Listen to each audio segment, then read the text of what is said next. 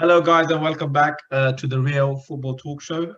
I'm your host, Hassan. Here today, I have with me Adil and Famik. We're going to be discussing the Arsenal versus Leeds United game. First of all, I wanted to ask Famik, what did you think of the first half performance from Arsenal? It is what I expected us to do against Aston Villa. Started off strong, pressing at the start from the front, trying to challenge them at every opportunity, just putting them under pressure right from the start. Trying to give a big performance at an opportunity where they've got one. And finally, they've done it. And the result shows. Adil, I wanted to ask, why did Leeds struggle so much in the first half? I think up until the first goal, they struggled because of the way they press, and Arsenal obviously done their homework. They looked at they tackled it differently from when United convincingly beat Leeds, but it's the same idea, which is because the three in the middle, but they played the two midfielders pressing so high up. So what happened was Glitch kept going and pressing David Lewis, and you had Bamford on the other centre back. And what that created was you got the fullbacks also going in tight on Saka, and on the other side Smith Rowe.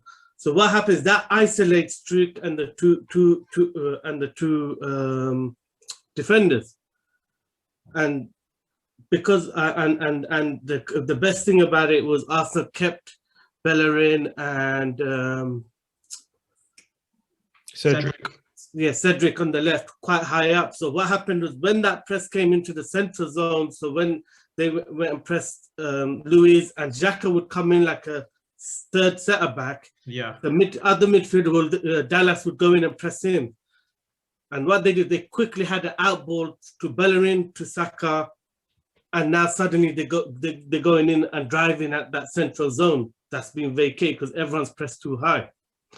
And what was the cleverest thing about it was the way in which Aubameyang, especially when the ball went to Cedric or down that side or Smith Rowe, how Aubameyang kept rotating into that inside left position that he loves so much. And that's ultimately where the first goal comes. But you see that move repeated again, even for the third goal where he crosses into Bellerin. He's in that spot, but it's that same move where as soon as it goes to Cedric or Smith Rowe, he's spinning in the gap left by Shackleton. And obviously Ayling, not being a centre back, just could not handle the movement of Aubameyang. And get squared up easily. First goal is quite an easy finish. Well, I mean, was the keeper a mistake for some of the goals? I thought in the first half he was for three. For three? Because he gave away the penalty, so... Okay, that's his fault. Speaking of penalties, do you think the first one was a penalty?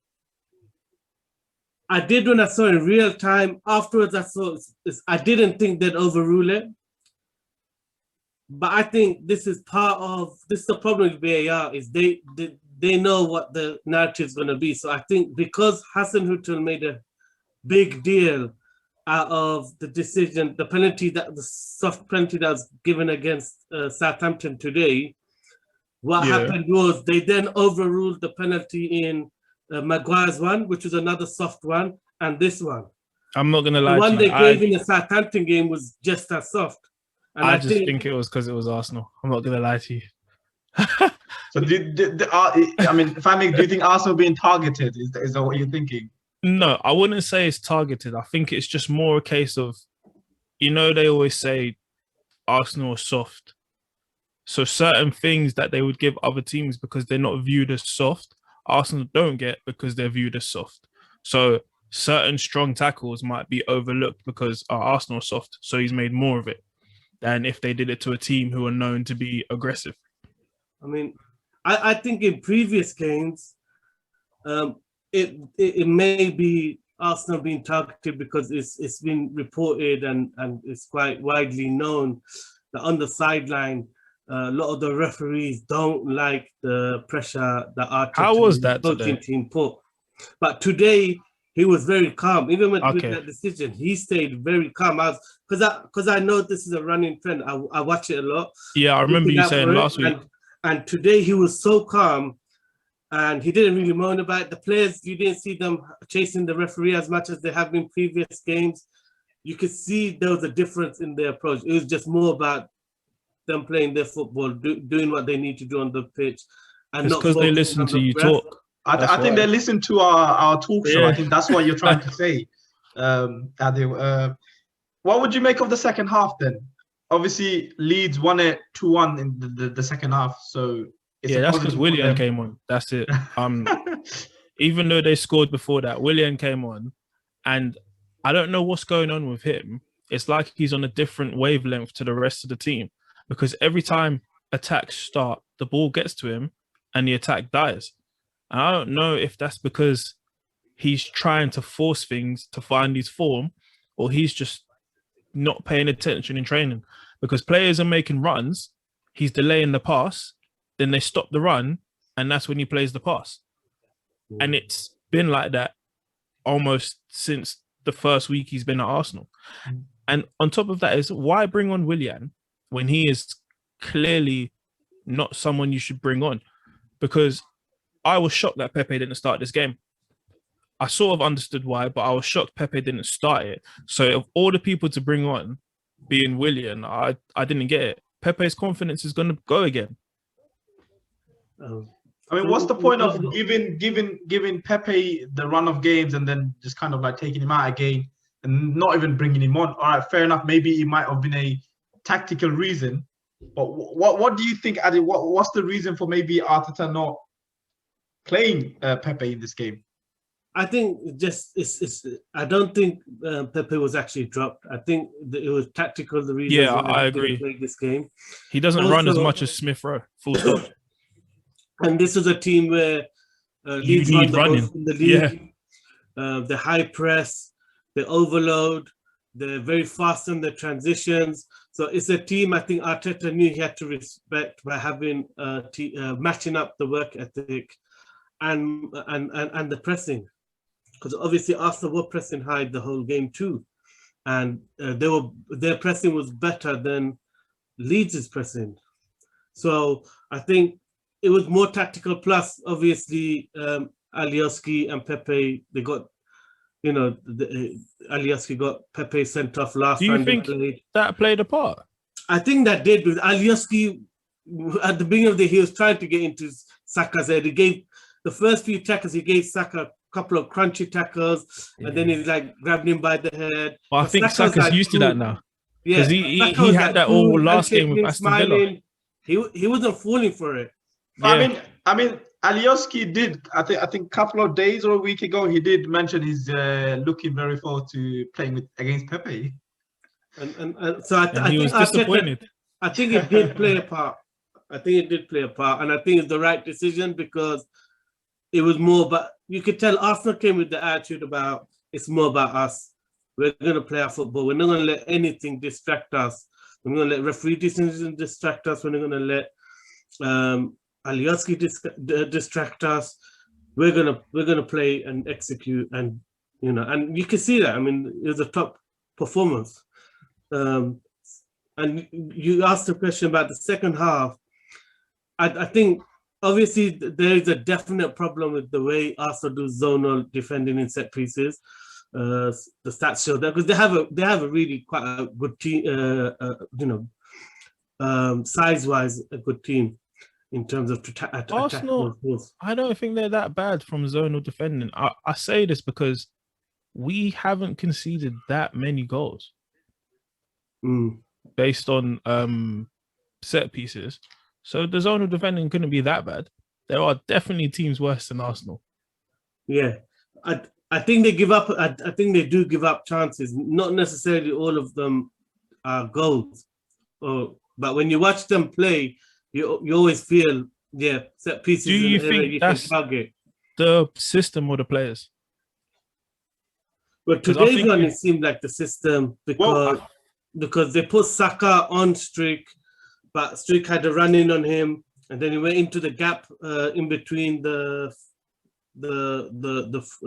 near, not post, but near edge of the 6-yard box guy and David Lewis, and he got a clean header on it. So it's the setup more than it. The thing is, it's a lot of teams do it, so you can't knock it. These managers clearly see something in the zonal system. Would you do it as a coach? I do it, but I don't do it. I do a mixture basically. I only do zonal in the edge of the 6-yard box, and the rest is man marking. So they're not playing as blockers; they're actually marking the man. Yeah, they're actually marking and following, no blocking. Okay. And I mean, fair enough. But I've observed recently, I don't know whether it's instruction from Arteta or whatever, but I think it's more down to the players that are at the edge of the Arsenal box. When a set piece comes in, for some reason, they're always asleep. Because I mean, I looked at Pepe, where I don't know who he was that scored, I think for someone for Wolves or someone. Pepe was asleep. The next game, same thing again. Corner, Pepe was asleep. So this is why I said, is it the system or is it the players? I think there might be something to do with the players, where they, as soon as there's a set piece or something, they're losing focus, and that concentration isn't there. This has been Arsenal this whole time. Like even before Arteta, when it comes to set pieces and zonal marking, whoever's on the edge of the box is always asleep, always. But ultimately, you're asking attacking players to defend. To defend, and that's where because if you look at it today with Saka, previous games you're saying it's Pepe, you could, that's not their skill set, and obviously there's always an opportunity. So do you think Arteta's reason for picking the team that he did is justified? Obviously the result showed, but do you think the performance also matches it? Yeah, he picked, I think, the best team he could have possibly picked, with maybe, I would say, Smith Rowe and Pepe were interchangeable, but his first choice selection, there wouldn't have been anybody else that I would have swapped. So in the number 10, you would pick Odegaard over Smith Rowe?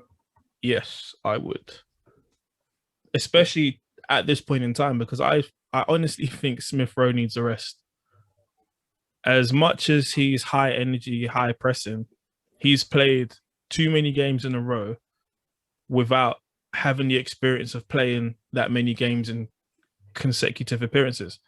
He's doing well, but I just think he needs some time off. Although today it didn't look like he needed it. But the last two games, he did look tired during the second half. Adil, I wanted to ask you, in terms of Arsenal and their positioning, really, do you think they can make Europe or even push for Champions League, considering the teams above are not really consistent either? Personally, I don't think Arsenal can make Champions League. I think the gap is too much. And, we're taking a big assumption that Arsenal are going to hit the top of Man City and reel off wins against their competitors. They've got a difficult fixture list coming up where they're playing a lot of the teams above them. So there is a potential there. Yeah, that's what I was going to say. Our run is in our favour. It's just that Arsenal don't do well against those particular teams because we are literally 6 points off top 4. Yeah, but the That's thing 2 is, wins. Looking at, but there's a lot of teams above them who have got games in hand. Yeah, this is true. The other thing is, looking at today's performance, it wasn't anything to make me feel like Arsenal are gonna beat all of those teams guaranteed. It's the Wolves' first half performance that would have made anybody think that. This was just a not normal, but a professional performance with little lapses that Leeds capitalized on, which is not going to help you against the better teams. Yeah, I mean, I think the second goal Leeds scored, that was the first time they gained sustained momentum in the match. Yeah. Their changes reinvigorated the team. Tyler Roberts became quite important. And And yeah, but then what was good was the reaction after that second goal. Arsenal then took over the game again. Yeah, I just think and Arteta's that was always good to making see. the wrong subs.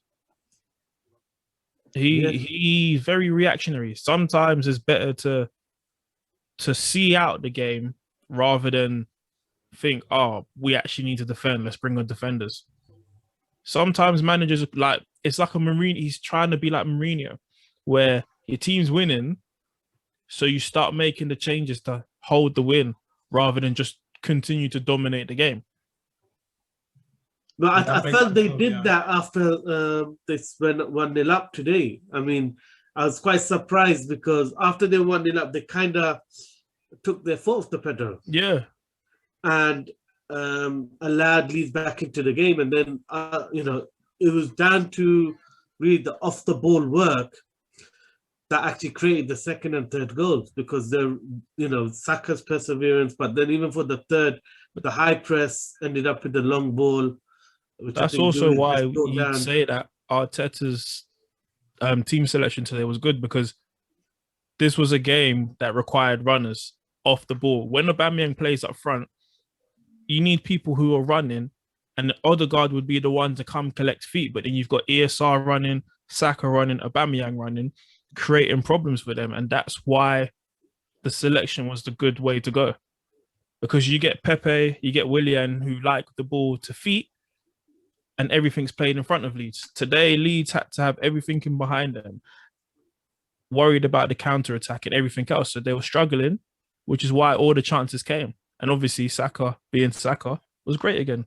Do you think Arteta is kind of tactically telling the team after they go one ahead or whatever to kind of like sit back and kind of just shut up shop? I mean, is that his tactics? Because from what you guys are alluding to, that's what it feels like. Is as soon as you're 1-0, well, they're 1-0 up, they're kind of dropping off. I wouldn't say shut up shop, but they clearly play a bit more safe, which you should do. They control play rather than force play. You should play a bit more secure and less risk because you got something to protect. But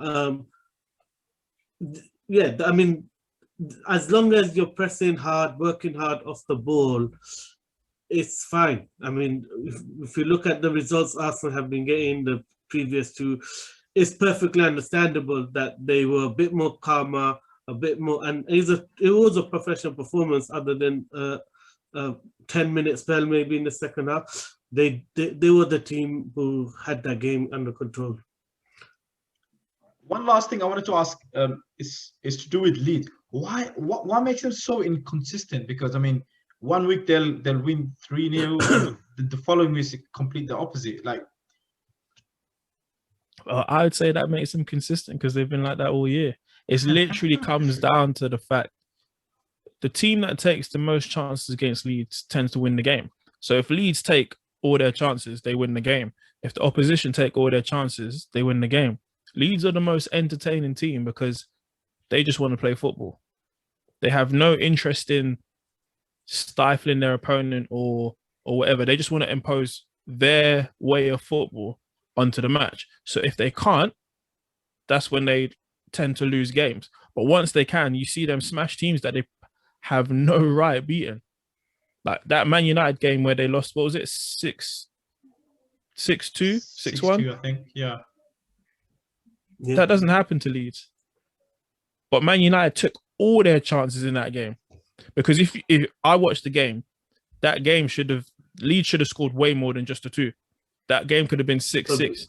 Just like today, the game could have been 4-4. I mean, before Man United scored the first, Leeds had the best chances. So I think the thing with Leeds is they're not a very adaptable team in game, and you see the only way they can adapt is when Bielsa brings a sub on or gets them in at halftime. But during games, they are just not an adaptable team. So what happens is when the tactic and the setup is wrong and they get exposed, they get overrun completely. Yeah. And it needs a sub or a halftime tactical change from Bielsa for them to correct themselves. and they really struggled to make adjustments in game. Even today, they really struggled to realize about that they're getting exposed. And what the biggest difference in the second half was Bamford was no longer pressing. Bamford. So what happened was first half glitch kept going on to the second defender. So Bamford had one glitch. What happened second half was glitch stayed. Bamford was pressing between the two central defenders. So they basically said, okay, Luis, have the ball. You're going to have to play it out instead of us press you and then leave gaps for you to do quick 1-2s in behind. So that one adjustment gave them more parity in the game.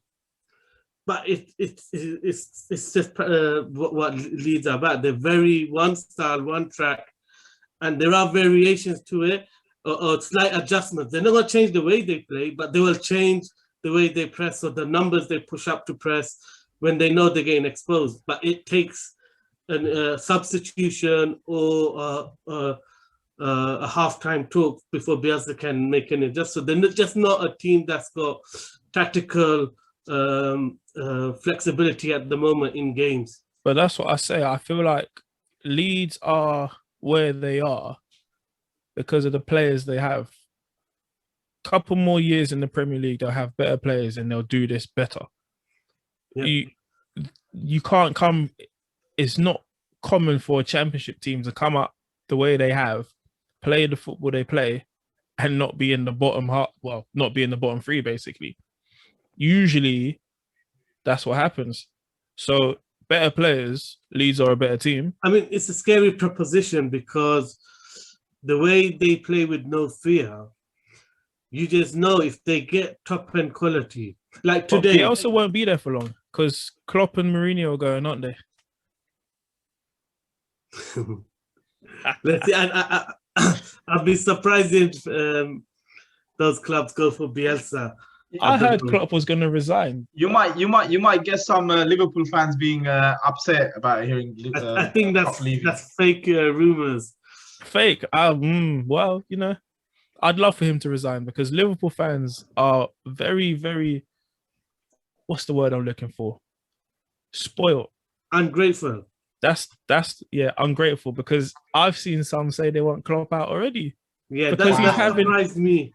He's having it's not even a poor season, it's an average season where their best defenders aren't available. It was weird that they didn't sign a proper defender till late in the window, but apart from that, they've been what you expected them to be. 3 years, no injuries. Finally, they've got injuries. That's all it is. I mean, we're kind of getting distracted now. But, sorry. I just had to put that in there. Main points. Just to kind of finish off, what's your summary of the full game, Famik? What do you think happening with Arsenal? And we've got Man City next week. How do you think that might go? This game would have been better if we had Wolves and Aston Villa next, because you can build up momentum, but we've built up momentum, well, a little bit. We've scored goals. Aubameyang's finally back in the goals properly. And then we're going to go play Man City next. And it's sort of like, well, what was the point in that? But you never know. We might be the ones. This year of football has been so unpredictable. You never know. Arsenal are a team. I always think they perform better in the bigger games. They may not get the results, but they're more comfortable in playing against the bigger teams. Because under Arteta or in general? Because of the way they kind of set up like a counter-attack team, it suits them more, the bigger games. And hopefully now that they've won, it'll be a much more entertaining game because they'll build some confidence from this. And we've seen the game was going to be entertaining anyway. But we've seen what Aubameyang can do when he's confident against City. In the FA Cup against City, he single-handedly was the difference because his finishing was just unbelievable. So I think it's good signs for them, and it's definitely a much more exciting match now that Arsenal seem to be getting back onto the good trend and good form. All right, what are your score predictions?